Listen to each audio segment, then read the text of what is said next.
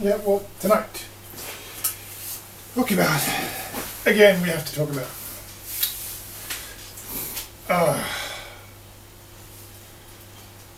well, the gay thing. Because, well, yeah, there's sort of loose ends that need tying up, to say the least. Yeah, well, the thing is, think about gay politics generally, in the gay lobby, since the 70s at least. They've basically, one of their central arguments has been, they've been pushing is this idea of the victimless crime. The idea that that gay behaviour, amongst other things, is just something. If something happens between consenting adults, some behaviour they want to do, and it doesn't affect anyone else, and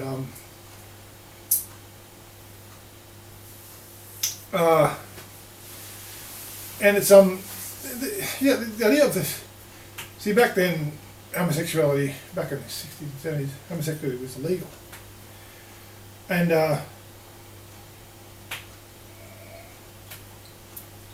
so again, obviously, the people wanted to liberalise it, push this idea that it was, as I say, just private business and no consequence to anyone else, which is a myth. I mean, well, it's not even a good legal fiction. I mean,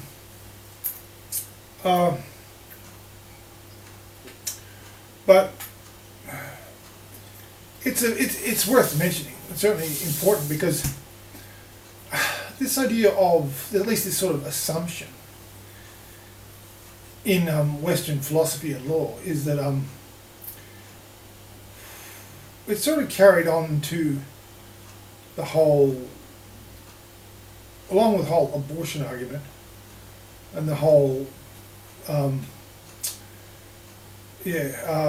gay marriage argument, and along with the whole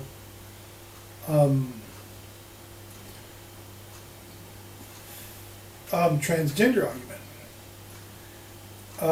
that I mean, that's what's the same about those is the and it's now crossing over into they're trying to cross it over into the child sex activists are in America, certainly, and in Europe. They're trying to just use the victimless crime argument in the same way.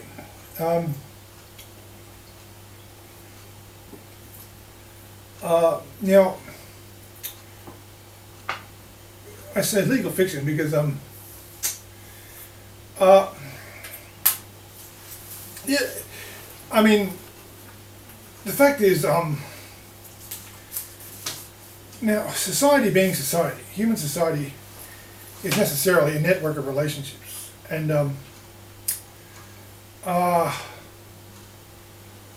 apart from the Bible forbidding homosexuality,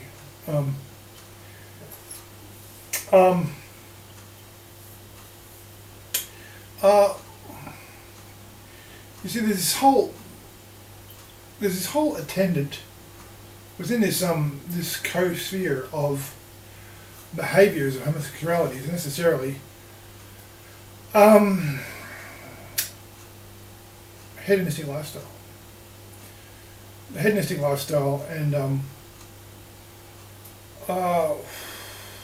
at least since the Kinsey Report, I mean, and many other type, Masters and Johnson type, well, not Masters and Johnson. Those sort of professional psychologists who sex research and sociologists who do research into sex. Masters and Johnson. I mean, they all one thing they point to amongst homosexuals is that the homosexuals openly admit, although surveyed, openly admit to having astonishingly high numbers of sexual partners, homosexual partners, every year. I mean, in the thousands.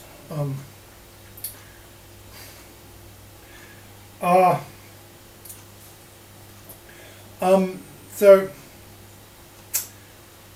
yeah, and also there's quite a lot of drug abuse. Well, alcohol and drug abuse amongst people who live a hedonistic lifestyle. What used to be called a hedonistic lifestyle, but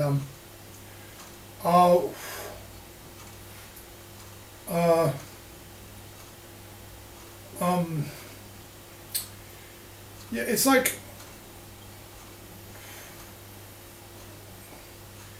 I mean, would you say that drinking, drug taking, and drinking and gambling, or actually like practicing prostitution, are they victimless crimes?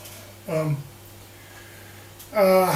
that's a harder one, obviously, because like smoking, I mean, there's a vast, expensive, contorted, involved government campaign against smoking, which has gone on for decades, and it's entailed all sorts of things like warnings on cigarette packets and forbidding cigarette advertising, media and that sort of thing.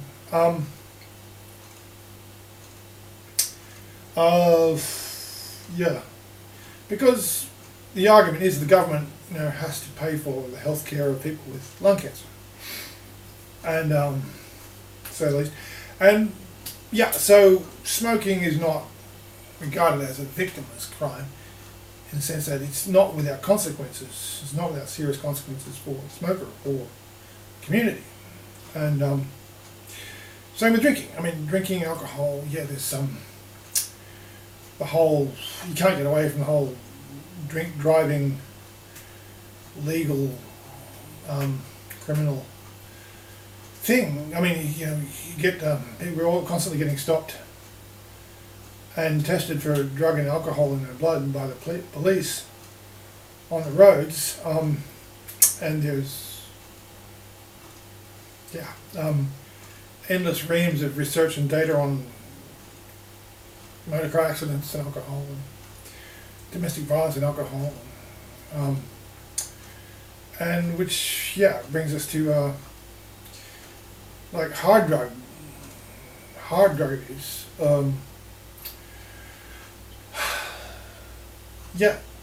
Illegal drug abuse. I mean, there's this. Well, the prisons are stuffed with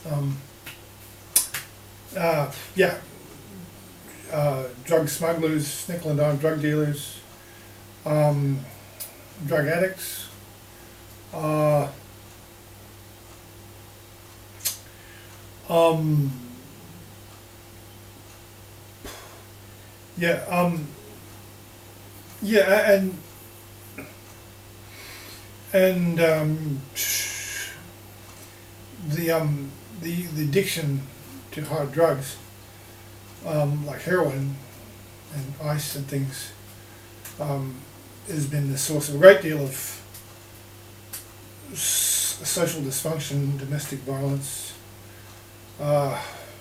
violence generally, murders, thefts, beatings, rapes, robbings, and a lot of drug addicts end up addicted to heroin, and now, what with the invention of Narcan and that sort of thing, there's a steady train of in the seedier parts of town, to be honest, there's this train of overdosed addicts being taken to the hospital and being revived with Narcan, and then just they're seen walking out the door a quarter mile later looking for more action. But this is all very expensive. There's a great big public health bureaucracy and industry associated with ameliorating these social problems. Well, there's all the hospitals, and there's the police, and the courts, and the social workers, and the prisons, and the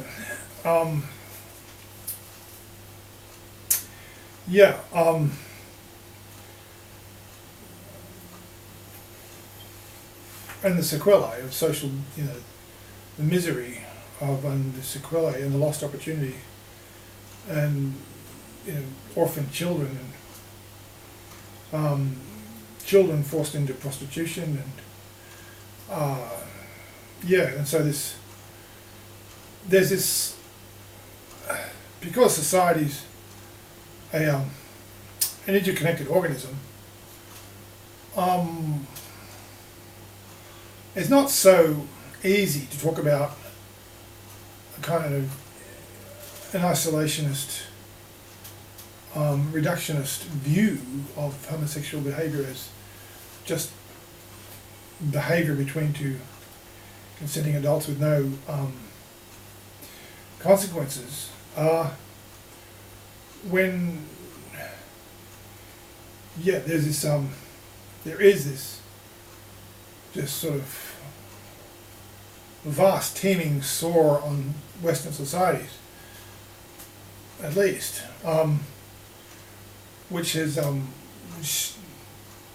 giant machinery for the destruction of men and the extinguishment of hopes and possibilities, and the wastage and the just senseless waste of human beings, and human potential, and talents. So in this now you have to say that there's a lot of people who make money out of it, who make money out of vice. There's tobacco companies, beer barons, distilleries, and there's vast amounts of legal pharmaceutical companies that make a great deal of money from prescribed opioids, and now synthetic ones like fentanyl. But this, a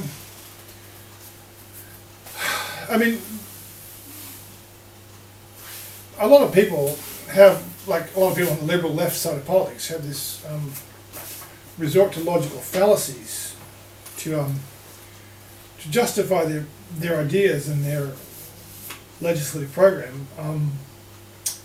Of note lately is the recent move in the United States and other countries to legalize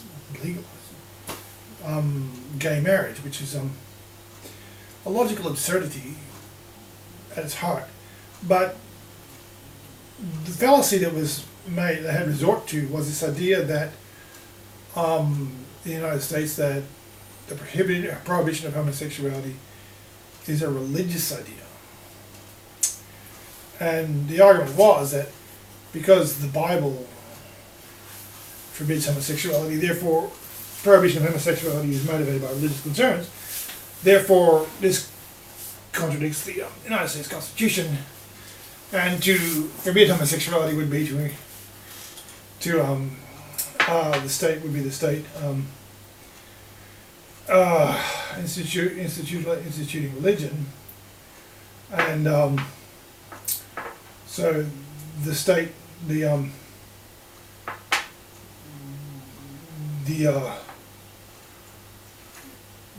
state shouldn't forbid homosexuals from being homosexuals or getting married, because that would be to enshrine religious principles in law.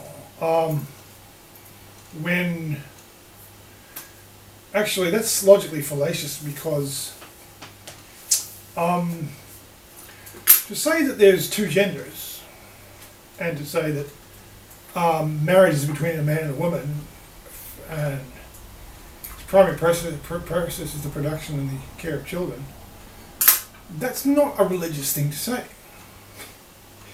I mean, that's why it's absurd, because,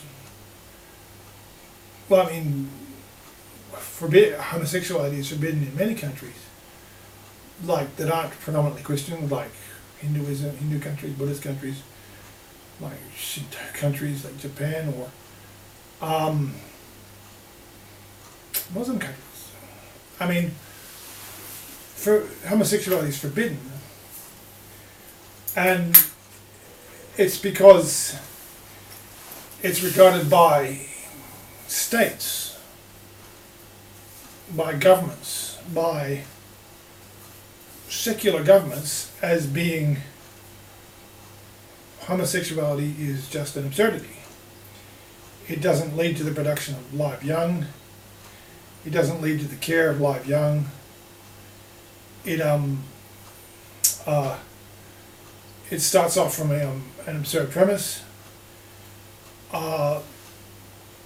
It starts off from a counterintuitive premise that flies in the face of observed reality. I mean, the fact that there's two genders is a scientific statement. And you say, well, the Bible says that homosexuality is wrong. Well, the Bible isn't the only book. It's not the only institution. Churches aren't the only institutions that say homosexuality is wrong, because, I mean, that's the fallacy. You say, well,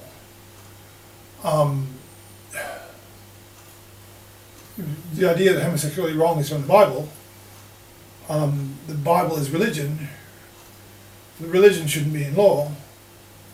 So homosexuality is okay. But that's a fallacy to say that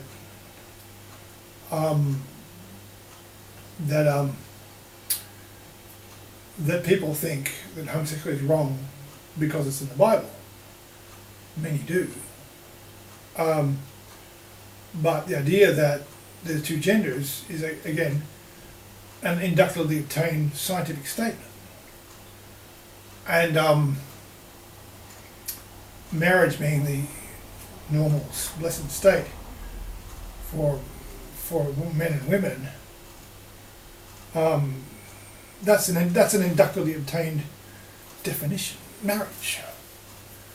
A man and a woman living together and having children. This is because it's observed that men and women do this, as do birds and hippopotamuses and lizards and all manner of creatures. Now, so obviously the United States Supreme Court, along with Justice Ginsburg, have basically brought not logic but incoherence, a sort of insane, irrational incoherence to the law, where